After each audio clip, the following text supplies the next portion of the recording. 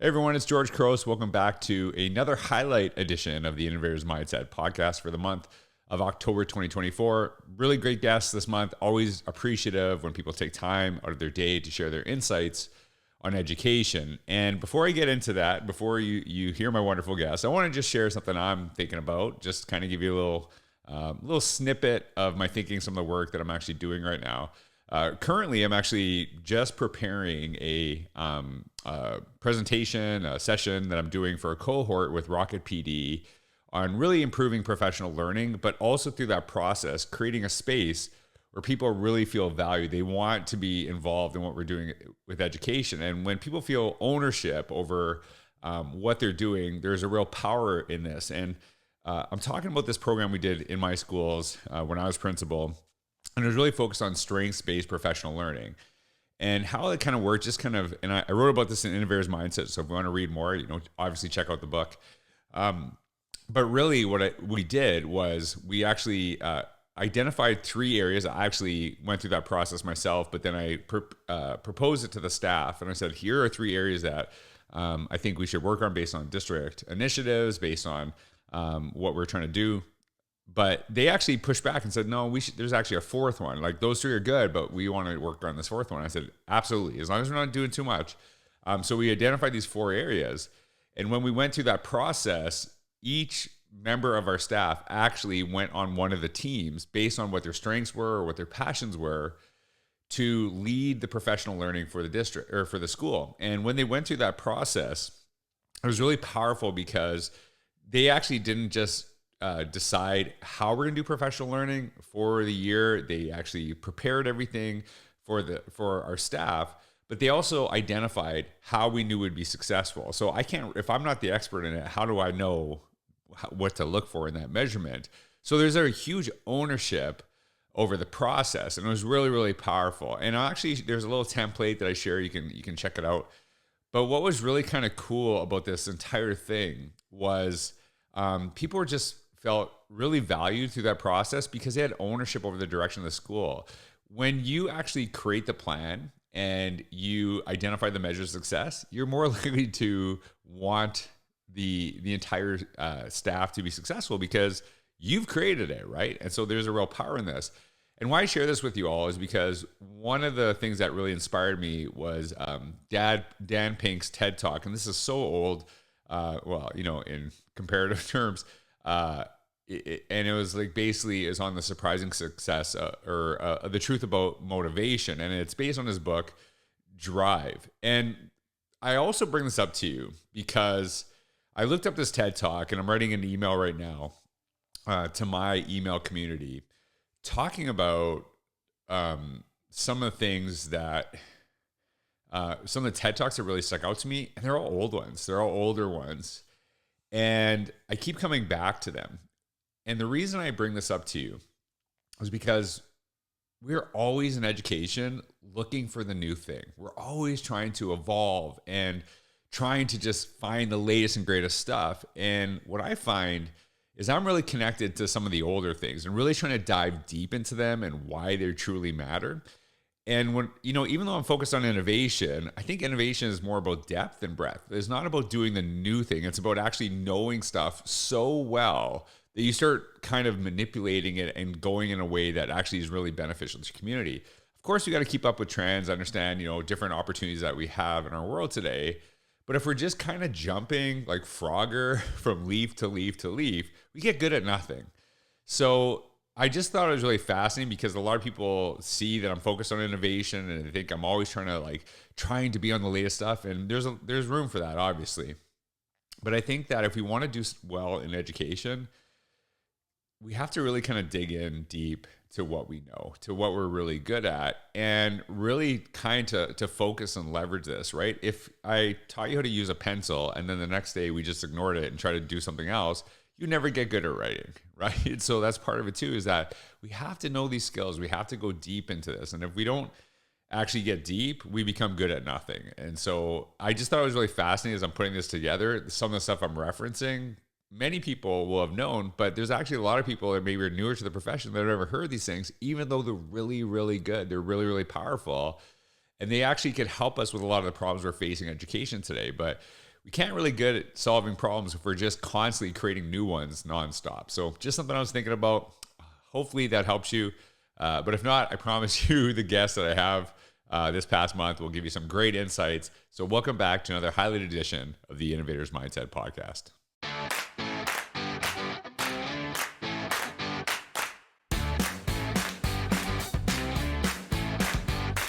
I've really focused on my fitness over the last several years.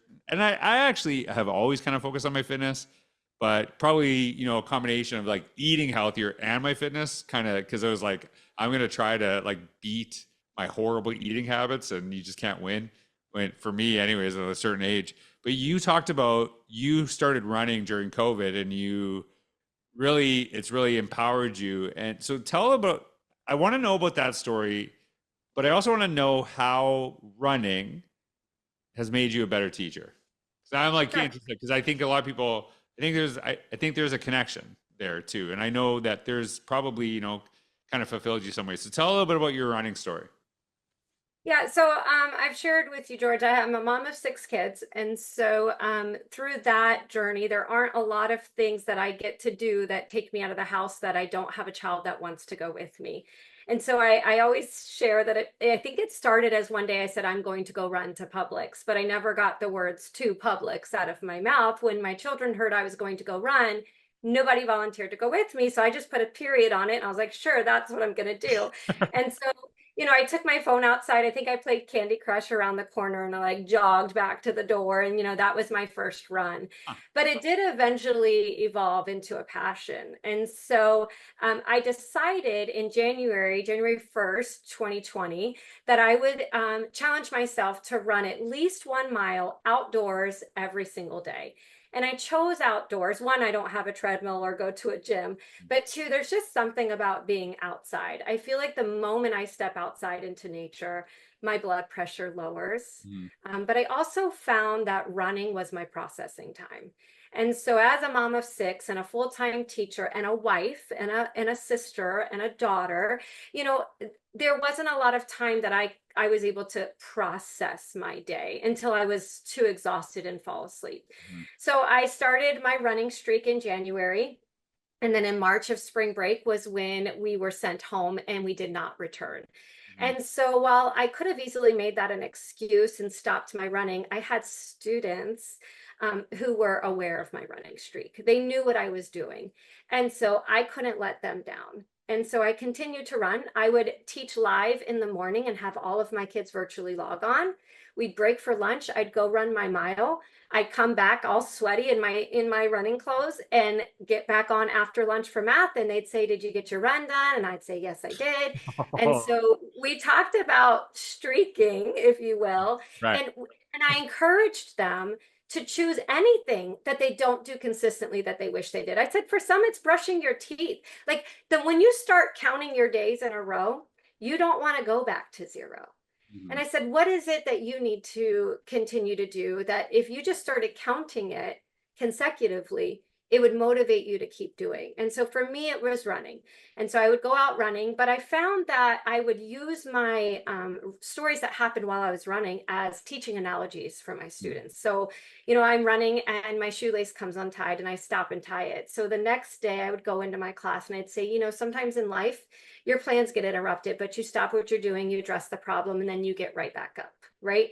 Or it's getting ready to rain and I'm going out for my run. And in Florida, it rains, all the time. Yeah. So I have 2 choices. I can break my running streak or I can run in the rain. And so what do? I choose to run in the rain. And so I do that because my passion didn't change. My mission didn't waver because the weather changed. I made a commitment.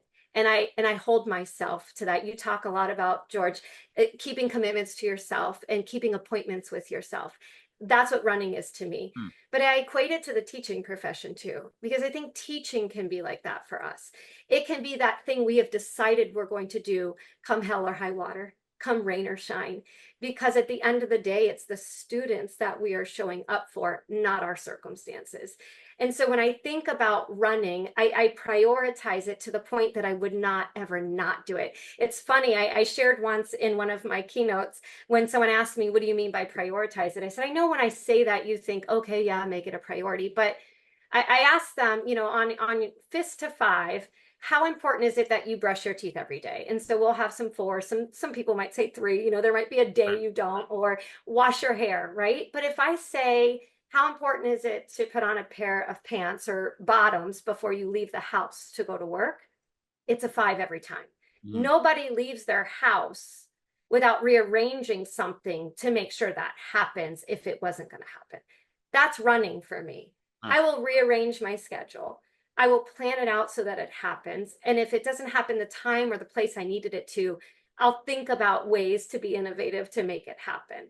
And I think that's how teaching can be for us too. If we have committed for the right reasons, it doesn't matter what legislation passes, what curriculum our district Mhm. adopts, right? Like you do it because you've decided to do it, not because all the conditions were right for it. So that's kind of like what running is for me. It's my processing time, it's my commitment to myself, but it's also my example to my students that we can do hard things. So how did you get people to kind of come together and support that process too? Because I think, as much as it's powerful to be visionary, you can't just, some of the things I've seen fail weren't the wrong idea, but the implementation or bringing people together wasn't done properly. So then it's Right. almost people regressed, 10 steps backwards because they're like, surprise, guess what we're doing? And they're like, no, it's nothing like we did. So I don't want it. Right. So how did you get people to kind of support that, build it together? How did you kind of go through that process?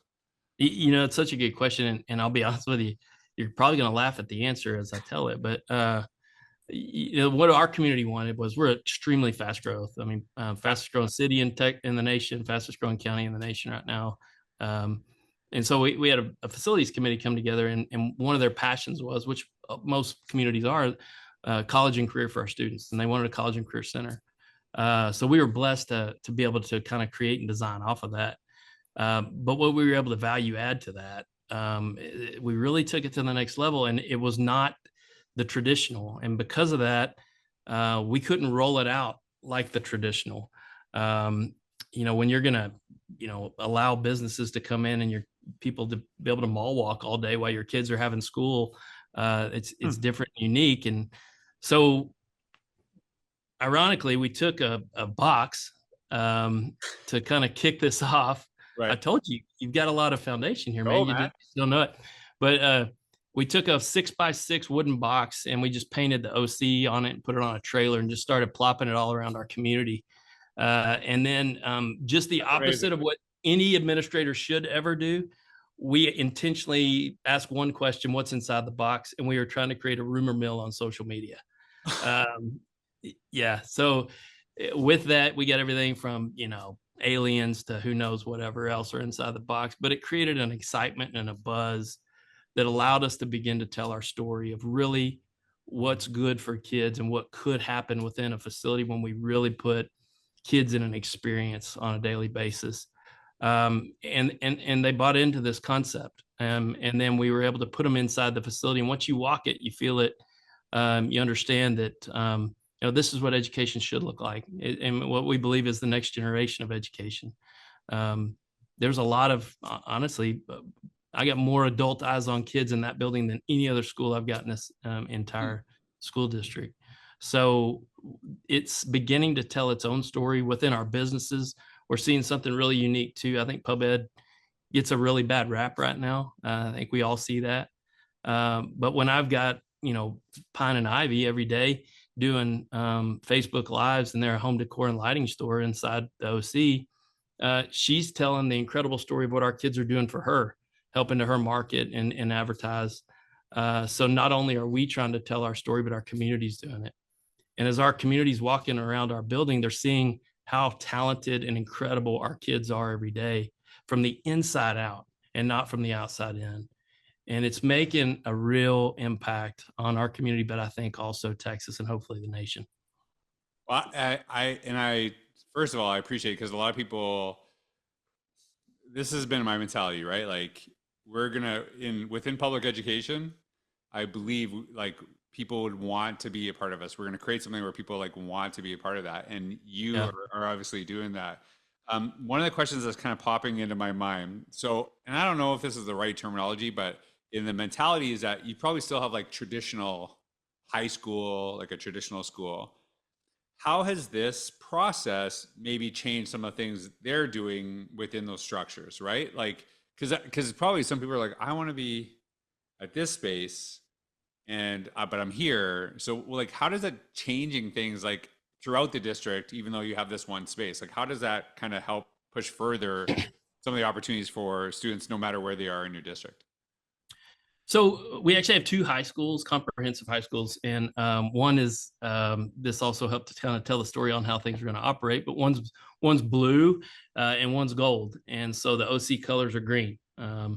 And so our kids come together in that facility, and it is so they're getting all to experience this if they'd like to. This isn't like an academy that they apply to come into. We accept and open our doors to all, and we have kind of a pretty high expectation how they behave. So I think that's translating back.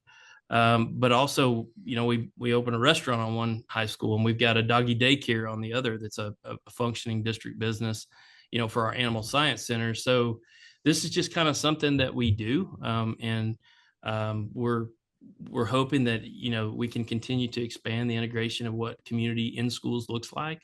And even more than that, you know, the hands-on experiences that our kids can get, and it's beginning to translate back after a year. There is a real community feel in the work that you're doing. I grew up in a really I once, you know, it's funny because I don't say a small town because it was actually where I grew up in Canada.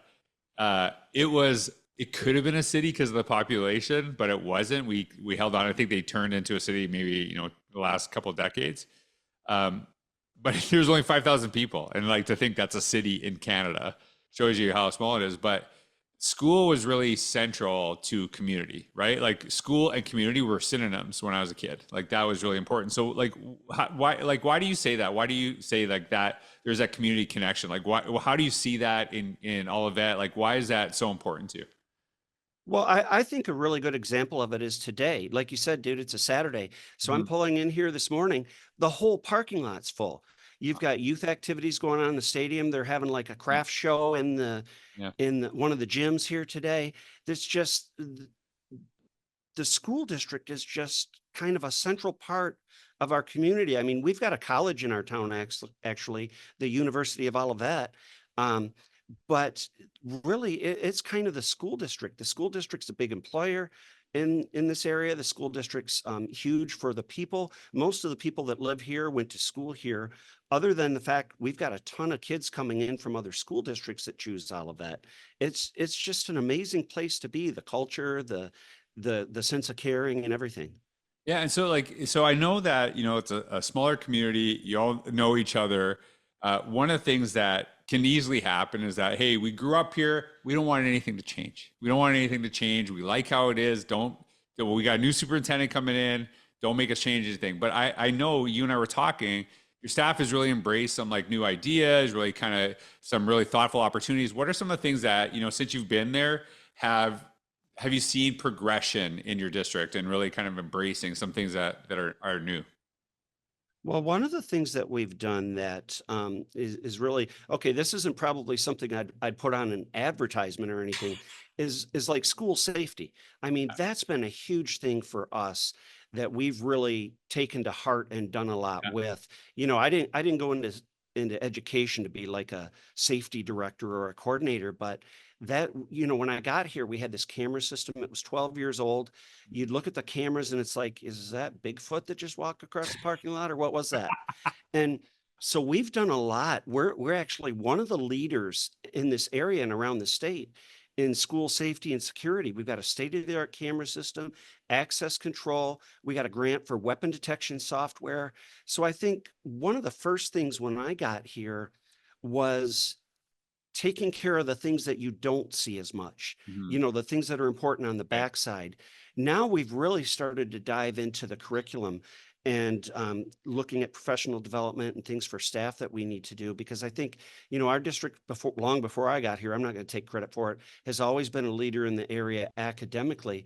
But, coming out of COVID with, kids with learning loss and different things, we put together a strategic plan. And when I say we, I mean we, this huge committee. And we've got 3 goals in our strategic plan. And one, we're focusing on instructional improvement and innovation. And the second one is social emotional learning. And the third is real world learning, college and career readiness. And that's kind of driving everything we've been doing for the past few years. And you can really see that. Like, okay, so we're having a huge fall conference and we're having you come in. In the back of my mind, I'm like, okay, where does this fit in the strategic plan? Instructional improvement and innovation, professional learning for staff. So that's just been a huge thing for us the past few years. So before I get in some of the quotes, what connected with me about them, I used ChatGPT, and you can see ChatGPT is continuously evolving. I think years ago, this would have not, because this book was actually written in 2023. And it was like ChatGPT at the first, couldn't really give you any information prior to that. I think it was like 2020, 2021. And so you can see its database of knowledge is growing exponentially here. So I want to make sure that I'm using ChatGPT to just do, and I just put in the prompt, write a 5-tweet summary of the book Hidden Potential. And so here's what it actually provided. In Hidden Potential, Adam Grant explores the idea that talent isn't the only key to success. He argues that growth and achievement come from nurturing potential and fostering a supportive environment. It's a pretty important thing to do in education. Grant emphasizes the importance of mindset, showing how growth mindset can unlock hidden abilities in ourselves and others.